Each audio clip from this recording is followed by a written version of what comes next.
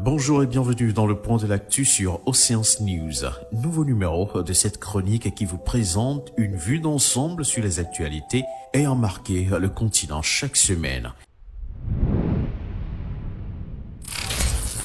Et aujourd'hui, nous démarrons avec le Bénin, où après une période de blocage et de tension, le Bénin et le Niger semblent amorcer un tournant dans leurs relations bilatérales.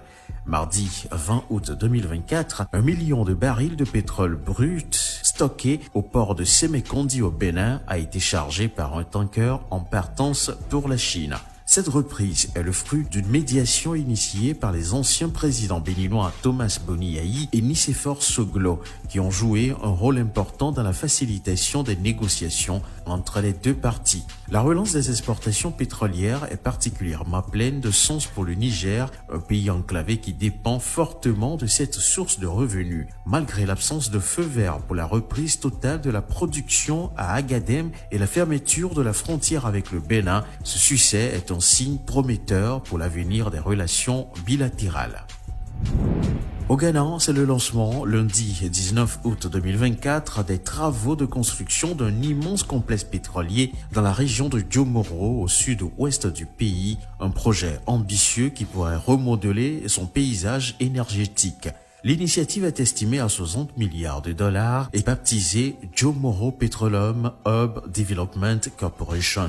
Elle couvrira une superficie de 8000 hectares et devrait être achevée en 3 phases sur une période de 12 ans. Ce complexe devrait permettre au Ghana de raffiner jusqu'à 900 000 barils de pétrole par jour, ce qui le placerait parmi les plus grands producteurs d'Afrique. Et selon les estimations, le projet pourrait également entraîner une augmentation de 70% du PIB du pays et la création de 800 000 emplois tant directs qu'indirects.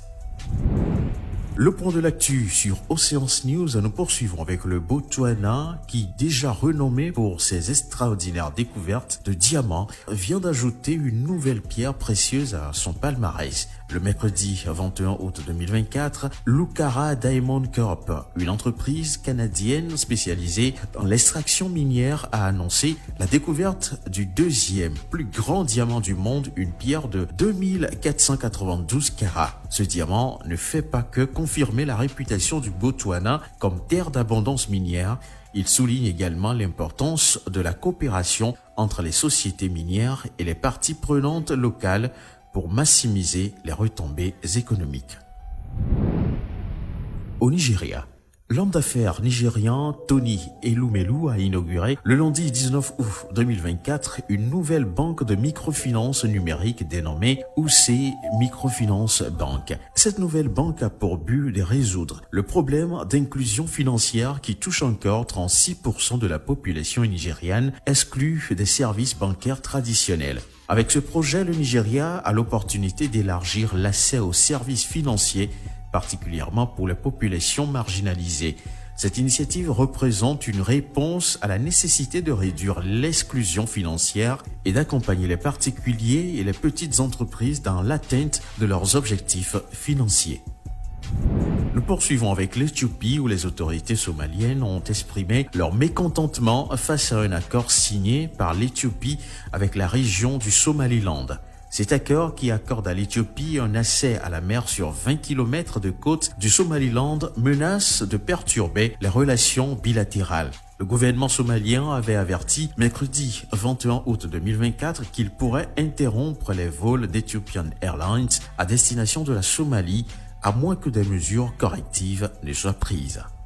Nous clôturons le point de l'actu de cette semaine sur Océance News avec la République démocratique du Congo qui a inauguré jeudi 22 août 2024 le Ratio Data Center, une installation de pointe qui ambitionne de positionner le pays au cœur de la transformation numérique en Afrique. Situé à Limete, au sud-est de Kinshasa, ce centre de données ultramoderne est désormais le plus grand du pays. Avec un investissement de 30 millions de dollars, l'infrastructure, qui est le plus grand centre de données du pays, veut répondre à la demande croissante en infrastructure numérique dans une nation en pleine expansion technologique. Merci de nous avoir suivis, c'était Joël Kokou. Nous vous donnons rendez-vous la semaine prochaine pour un nouveau numéro du Point de l'actu sur Océance News, votre chronique hebdomadaire qui vous propose un récapitulatif des actualités marquantes du continent africain dans les domaines de l'entrepreneuriat, de l'économie, de la finance, de la culture et du sport. Retrouvez l'intégralité de ces articles sur www.oceance-news.com.